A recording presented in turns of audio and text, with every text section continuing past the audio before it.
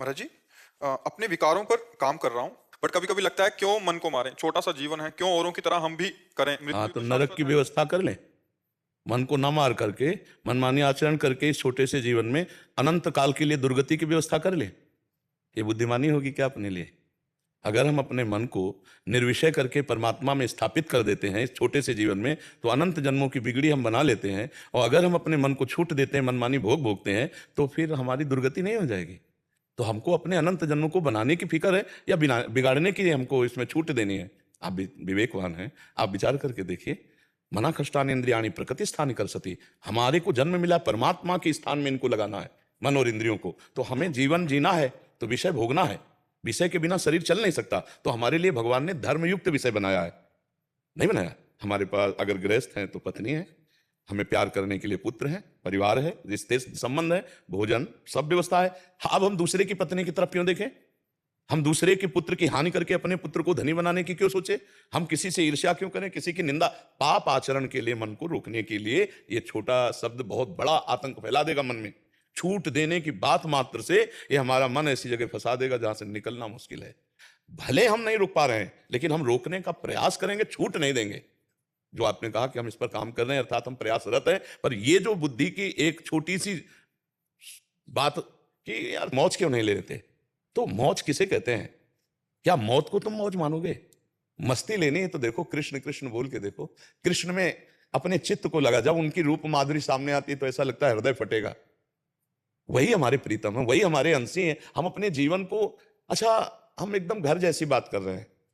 संसार में सबसे बड़ा सुख क्या है? अब हम आपको एक एक सुख में दिखा रहे हैं। रुपए का कोई सुख नहीं है। सुख होता है उससे भोगों का। ध्यान रखना, अगर रुपए का सुख हो तो 10-20 ट्रक आपके सामने अब 2000 के नोट डाल दिए जाए, भला आपको इतना भी सुख हो तो बताना। 500 रुपए जैसा भी सुख नहीं होगा, क्योंकि उससे कुछ नहीं खरीदा जा सकता। मतलब रुपया केवल योग्यता उसकी विषय खरीदने की है। ठीक है, विषय। अब हम विषय में आते हैं, तो सबके मन में खा पी के, रुपया कमा के, सब कुछ देख सुन के एक बात में मन अटकता है, भोग। सब देख लो आप अपने मन की। ये हम शास्त्र सम्मत बात कहते हैं कि सब सुखों में सांसारिक, उनमें काम आगे है। इसीलिए सबसे पहले काम है, सबसे पहले काम है। और भगवान ने कहा है ये नित्य बैरी काम, इसी को काम कोई बैरी भगवान ने कहा है। अब ये काम सुख कहां है? कौन सा अंग है? आप विचार करके देखो। जिन अंगों को हम स्पर्श करके कई बार साबुन से हाथ धोते हैं, रज लगाते हैं, उन अंगों में कहीं वो सुख है जो मैं चाह रहा हूं? आप विचार करके, बहुत एकदम खुला प्रश्न हम कर रहे हैं। पूरे संसार के सुख का केंद्र यहां माया रखे। दुर्गंध युक्त घृणित मलमूत्र के द्वार, उन्हीं से हम पैदा हुए हैं, उन्हीं से पैदा हुए, और फिर वहीं जाने का राग हमारा पुष्ट हो रहा है। कौन सा सुख है जिसको तुम चाहते हो कि थोड़ी जिंदगी में मजे ले लें? आप हमें इन सुख के अलावा बताओ, कौन सा ऐसा सुख है? कौन सा ऐसा हृदय में आपके है कि अगर ये मिल जाए तो मैं सुखी हो जाऊं? आप बताओ। धन जितना भी आता है उतना भी कम लगता है। तो भोग जितना भी भोग लो उतना भी कम लगता उतना भी है। कम। यही माया है, यही माया है। जब तक आप भगवान श्री कृष्णचंद्र जी के चरणों का आश्रय लेकर निरंतर भजन में नहीं लगोगे, तब तक दैवी हेषा गुणमयी मम माया दुरतया मामे ये प्रपद्यंते माया में ताम तरंते। आप सच्ची मानना, मतलब कुछ भी कहना मायाकृत ही है, क्योंकि वाणी माया में है। आज तक मुझे कोई रूप नहीं दिखाई दिया इस विश्व में, और आज तक मुझे कहीं भी कुछ भी ऐसा नहीं लगा कि यार ये चीज, आज तक नहीं लगी। बचपन से भगवान के मार्ग में जिधर देखो, गौर से देखो, तो बस या तो वो जिसका हमने लक्ष्य किया है, और अगर वो नहीं तो ऐसा दिखाई देता है जैसे मकान में आग लगा दी जाए तो खंडहर, कुछ नहीं है।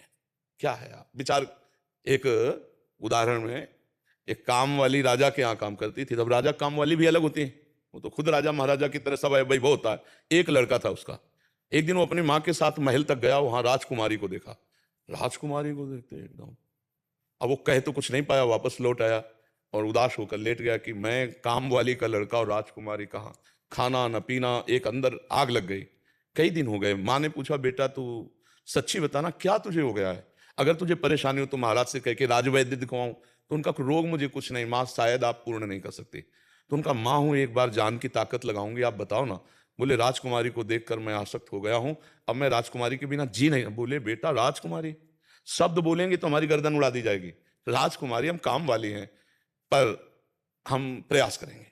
तुम हर साल अनगिनत निराश्रित गौवंश दुर्घटना और क्रूर तुम उठो।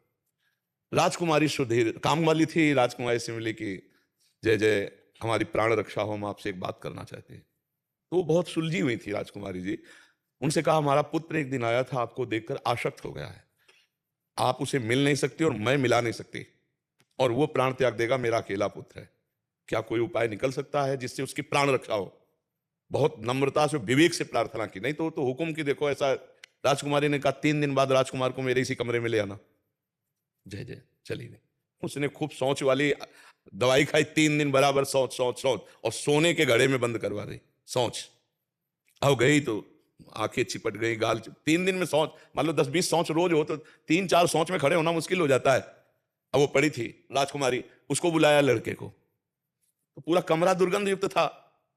तो कहा, कहाँ राजकुमारी? बोले, वो बिस्तर में पड़ी है। राजकुमारी देखा, बोले, वो सुंदरता कहाँ? बोले, सोने के घड़े में। गड़ा खोला तो बोले, यही चमक रहा था, जो गाल चमक रहे थे ना, वो यही चमक रहा था। उसकी आसक्ति खत्म हुई, लिखा हमें नहीं चाहिए राजकुमारी।